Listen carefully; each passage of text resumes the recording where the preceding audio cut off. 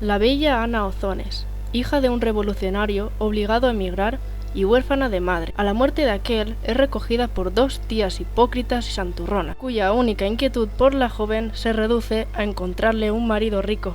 Al cumplir los 20 años de edad, la casan con don Víctor Quintanar. Después de 8 años de matrimonio estéril, Ana busca consuelo en la religión, inducida por su confesor don Fermín de Pas. Pero el trato frecuente de Ana con el sacerdote involuntariamente despierta en éste una pasión amorosa. Don Álvaro Mesía, un don Juan provinciano, desde tiempo atrás galanteaba a Ana. Esta estaba tan insatisfecha que se entregó a aquel Tenorio. Cuando el confesor se entera de este hecho, cegado por los celos, se vale de la criada Petra para enterar al marido del adulterio de Ana. Cuando Víctor Quintanar se entera de la nueva, reta a duelo a don Álvaro.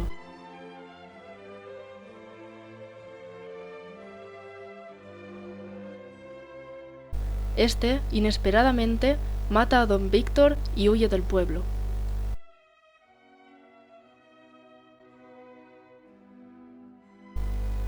La protagonista, triste y en soledad, acude en busca del consuelo de su confesor, pero la rechaza.